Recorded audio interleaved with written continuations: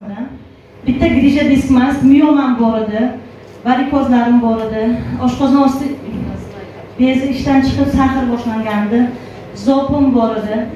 Buni qarangki, bormagan doktorlarim qolmagan, olmagan lechenialarim qolmagan.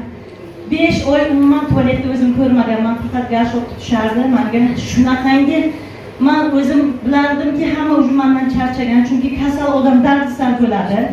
Men faqat Xudodan shifo so'rashdim degan, Xudojon qachon jonimni olasan deb o'zimdan o'zim zerikkan edim. Tabiblarga bordim, hamma aytgan lecheniyalarni qildim, lekin menga umid bo'lmadi.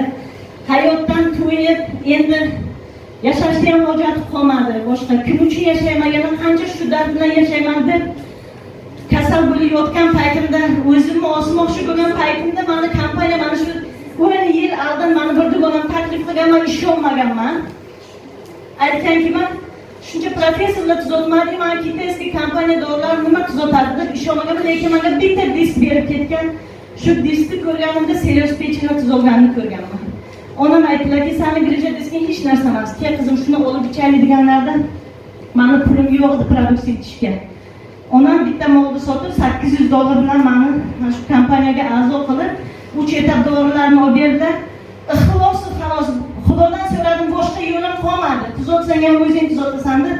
Faqat kechasi kunduzi Xudodan nola qilib ichishni boshlaganimdan keyin 3 kunda tamom hamma joyim bezovta qilib kravotchenya bo'ldim.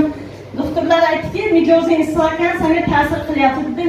Bir oy ichganimdan keyin men o'zim ayollarim ishlagan divolda ushlab toiletga borganman. 3 oy ichganimdan keyin meni ofisga taklif qilishdi, menga biznes kerak emas. Qo'limdan kelmaydi, yana biznes qilsam yana kasal bo'lib yotib qolaman deb arkaz qilgandim. Lekin umuman biznesda ostonadagi ichgan mahsulotlaringizni rezultatini ikkita odamga taklif qilsangiz tamom. O'sha kundan men boshladim shu kompaniyaga biznesni. Nima uchun? Savob uchun. Men yotib qoldim 5 oy bir joyda. Bormagan doktorim qolmadi, olmagan lechenialarim qolmadi. Oxiri hayotdan tamom to'yib bo'lgan paytimda Alloh menga mo'jiza ro'y berdi. Men beoperatsiya bitta grijani davolayman deb miyomam yo'q bo'ldi. Bitta buyragim atkaz qilganda buyragimni davoladi, zopim yaxshi bo'ldi. Вообще bitta yarimta gapdan bitta gap o'qidi. Sahirim yaxshi bo'ldi. Allohga shukr qilaman, menga o'xshagan insonlar nechta biznesni taklif qilishdi, menga yordam berishdi. 8 oy aktiv ishlaganimda kompaniya Hindistonga putyovka berdi.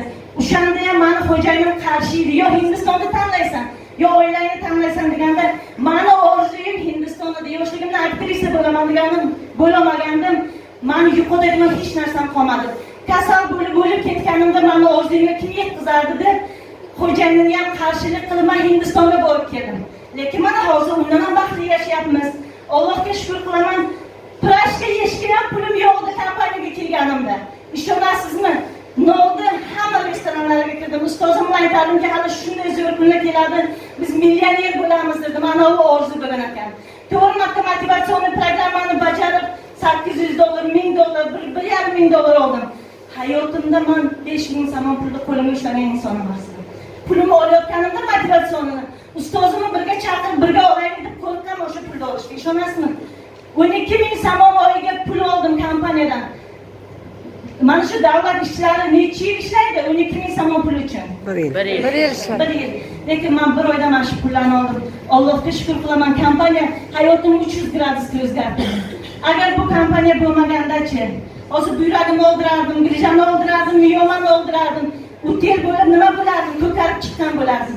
Men bu kompaniyani oldida, kompaniyani prezidentini oldida mana shu kompaniyaga olib kirgan, meni hayotimni o'zgartirgan farishtani oldida bir umr boshim yerga tekkuncha ta'zim qilaman.